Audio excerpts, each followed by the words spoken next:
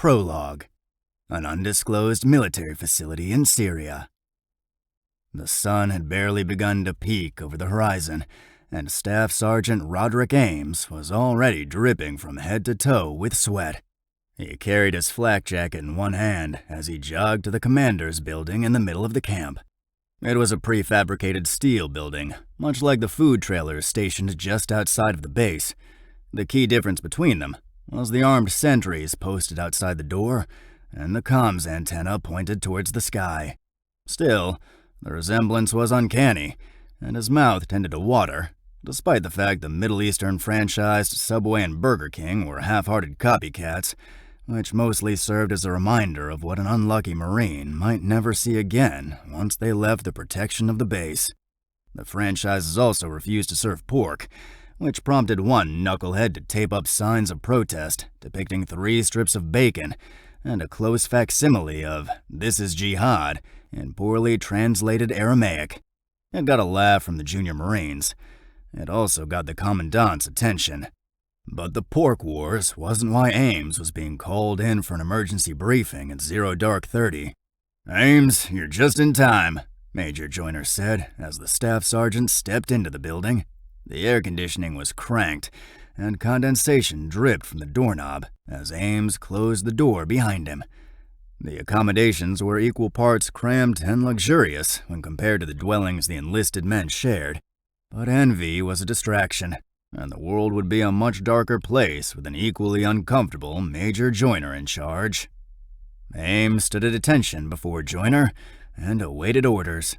The older man let out an exasperated sigh before saying, "Just received word that one of our friends from a 3-letter agency is following a lead.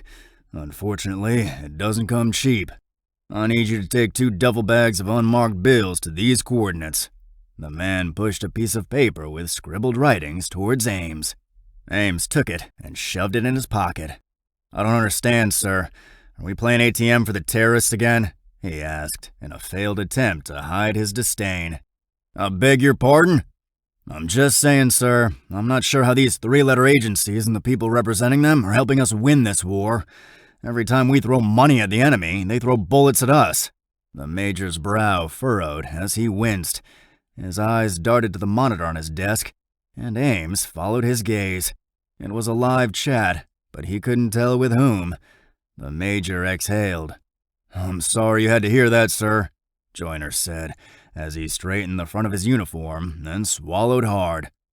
"I'll draft a letter of reprimand for his official record." "Don't be ridiculous.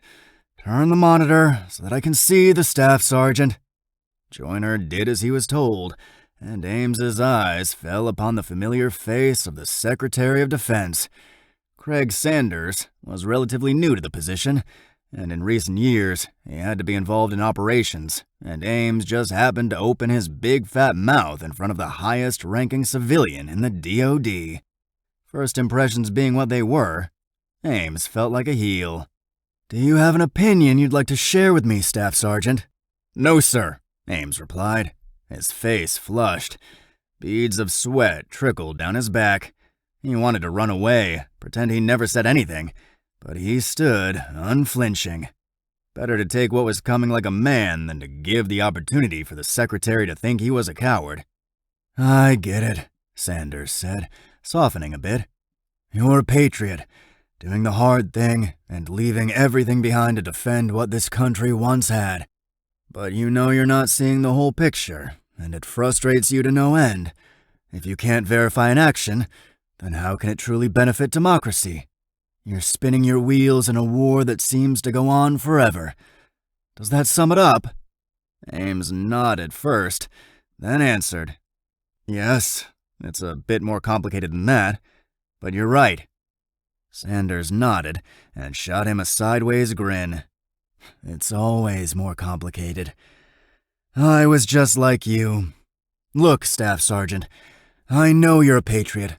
The world owes you a debt of gratitude it can never repay. This country was founded by people like you, and though it might be different geographically than it was when it was founded, the guiding principles still abound. This money often does pay for terrorism, but we're constructing a puzzle, and we don't know how many pieces we're dealing with. Maybe it's not the best play, but it's our only option to try and get the next piece locked into place. Do you understand?" "Yes," Ames replied, and again, it was more complicated than that, but he kept it to himself. "Good. Major, I'll leave you to it. I have another meeting waiting for me. I'll reach out soon."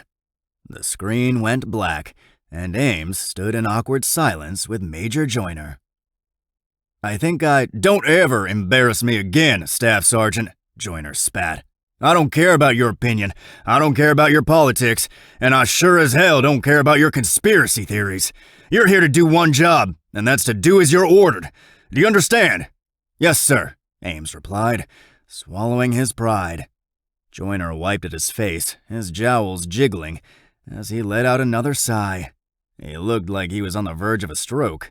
Then again, he always looked like that. He eyed Ames and spoke in a low, even tone. "Get your detail together and roll out as soon as possible. Our asset is waiting. Dismissed." Ames gawked a moment, still taken aback by his encounter with the Secretary of Defense. He hadn't intended for anyone other than the Major to hear his protest, but he'd taken it too far, spoke too liberally, and now he had to earn the Major's confidence all over again. Joyner's eyes darted up to Ames. "Did I stutter? No, sir!" Ames turned on his heels and promptly exited, biting back the rage causing his heart to flutter madly. "I shouldn't have opened my big mouth," he hissed, as he darted under the low overhang leading into his company's tent. The Humvee was already running, while Jackson, his sergeant and friend, leaned groggily against the driver's side door. "Hot Rod?" Jackson called, though the sleep deprivation took his enthusiasm down a peg. "What's the scoop?" "How many times do I have to tell you not to call me that anymore?" Ames replied. A gentle eye roll let Ames know Jackson was in on his little joke. The truth was that Ames's recent promotion put him in a position of higher authority. It was looked at as improper from the gung-ho military types for there to be that much familiarity between a squad leader and his men, but Ames recognized their black and white way of looking at it was just a cover for their own failed leadership ability. "Plug these coordinates into the GPS and get ready to roll." "Roger that," Jackson replied. "Just the two of us?" "No. Send Lance Corporal Lynn to retrieve some duffels of cash and ride shotgun. I'll take the gunner position." Jackson nodded and pulled his radio to his lips to call on Lynn. Ames hopped onto the Humvee and checked the .50 caliber mounted on top. "Locked and loaded," he mumbled. "Probably won't see anything worth shooting, though." "These coordinates are an hour away. What time do we need to be there?" Jackson asked from inside the cab. Ames squatted down, careful not to skin his shins against the metal grating on the turret stand. "Major said ASAP." Jackson nodded and keyed his radio. "Lynn, get a move on. This train is rolling." "Copy. On the way." "Good kid, but slow like molasses," Jackson said, grinning. "Yeah, reminds me of someone I know," Ames replied with a smirk. "Come on, I wasn't that bad." "Right, you showing up late to muster for graduation was just something everyone dreamed. Is that how it is?" Jackson shrugged. "It could happen." "Just start driving as soon as his butt hits the seat," Ames ordered. "Will do, Hot Rod," Jackson winked. Ames rolled his eyes and stood back up in the turret. The day had started like crap, but he was happy that the best part of his day was taking care of his squad. Major Joyner would get over his embarrassment eventually, or he wouldn't. Either way, that wasn't Ames's responsibility. The squad was. Lynn yanked open the passenger side door and hopped in. The Humvee roared as Jackson gunned it, leaving a trail of dust where they had been. T-minus 1 hour, Ames thought. Then I can put this mission behind me. If hell is real, then it doesn't have anything on this place, Ames thought as he brushed sweat away with his sleeve. The Humvee groaned over the rocky terrain, and for the first time in months, the staff sergeant wished he was driving. "You drive like my ex and aim for every pothole!" Ames shouted down through the turret mount. Jackson responded with something, but Ames couldn't hear it over the rumbling mass of armored steel. "How much longer?" Ames asked, kneeling low enough to catch a glimpse of the GPS. 5 minutes, Staff Sergeant, Lynn answered. The kid still had the duffels in his lap, clutching them in his hands for dear life. Might as well be an eternity at this pace, Ames quipped, but no one heard him. He rose back to a standing position and saw a flicker of movement just over the horizon. What is that? Ames pulled his helmet visor down and adjusted the zoom. He snapped the moving target and let the internal computer scan it. Oh crap, we have incoming! Jackson accelerated, and the Humvee lurched like a bull out of the gate. Ames fought to maintain his balance as he gripped the .50 caliber and tried to aim for the incoming missile.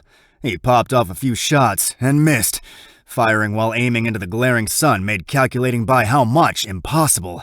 He fired twice more, each flurry of bullets accompanied by a torrent of expletives. "Get us out of here!"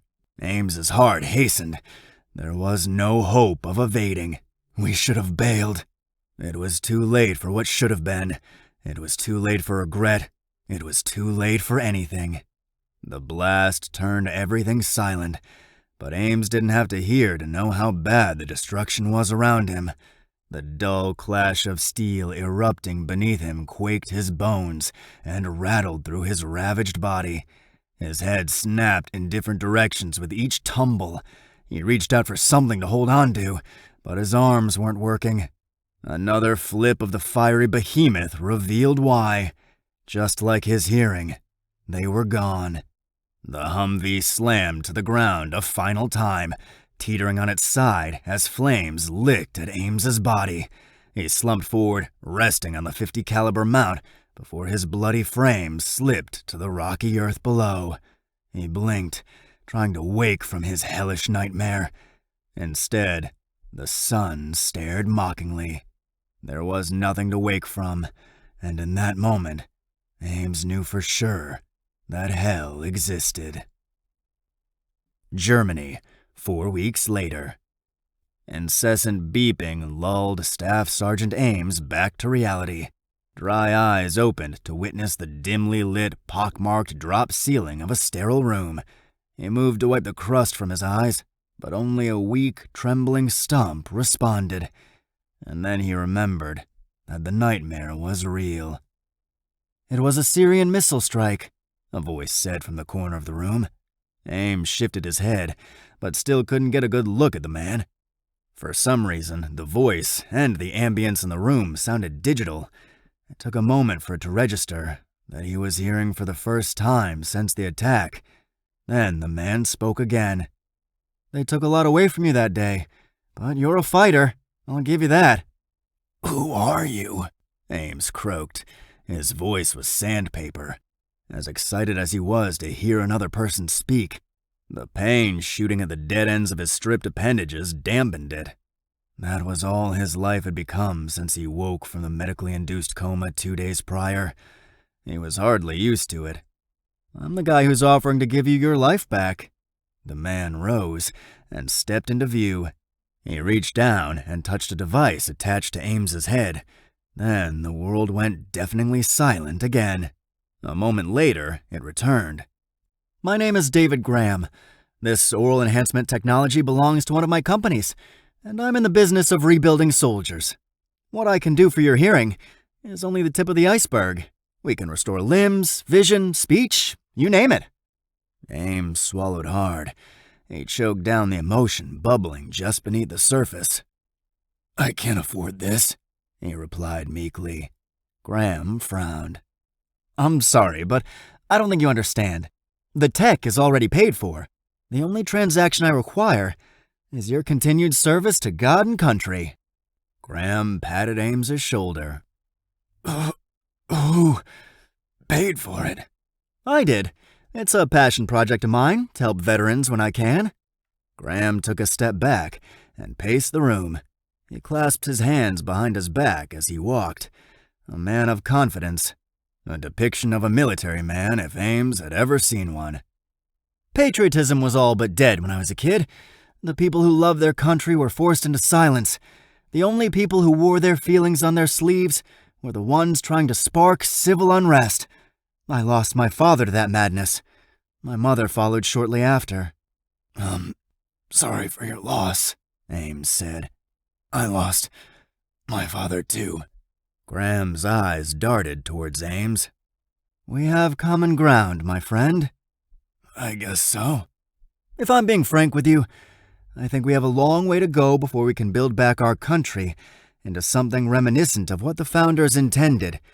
America isn't the same geographically or spiritually. We need to do better. You sound like a politician, Ames said, as he struggled to sit up. Graham moved towards the bed and adjusted the incline for him before responding. I do have a political background, but I'm not that guy anymore. I learned that to effect change, you can't be a cog in the machine. So, what does this service you require look like?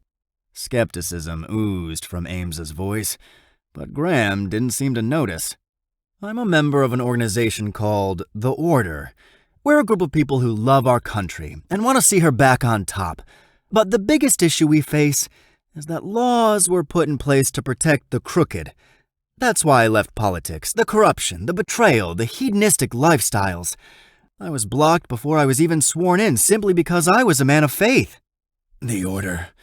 That sounds a bit ominous. What is the opposite of order? Disorder, Ames answered.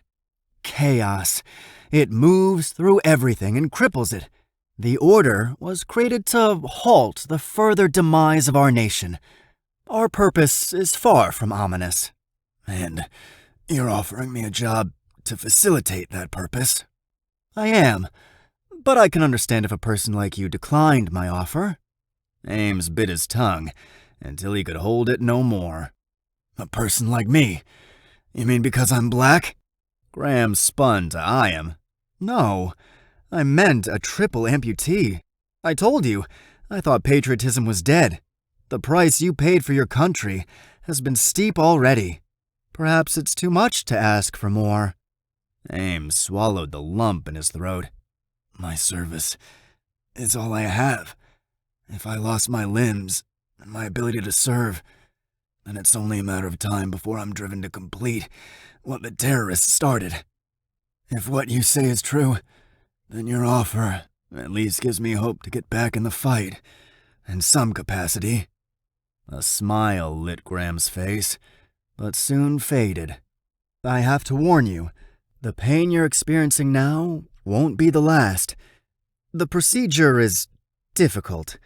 We're developing technologies, grafts foreign material in your body. We'll be drilling into bone and hacking into your nervous system. Each person has varying thresholds for pain, but no one has been immune to it. Ames clenched his jaw tight and stared forward. Contemplation painted the dark tint on his scarred face. No matter what decision he made, life was going to be hard. The real question was, could he continue to live like this? His eyes met Graham's. I don't care how much it hurts. Pain I can handle. Being useless, I cannot. Sign me up. Graham nodded as a smirk curled his lips. He stepped forward and laid a hand on Ames's shoulder. Welcome to the team.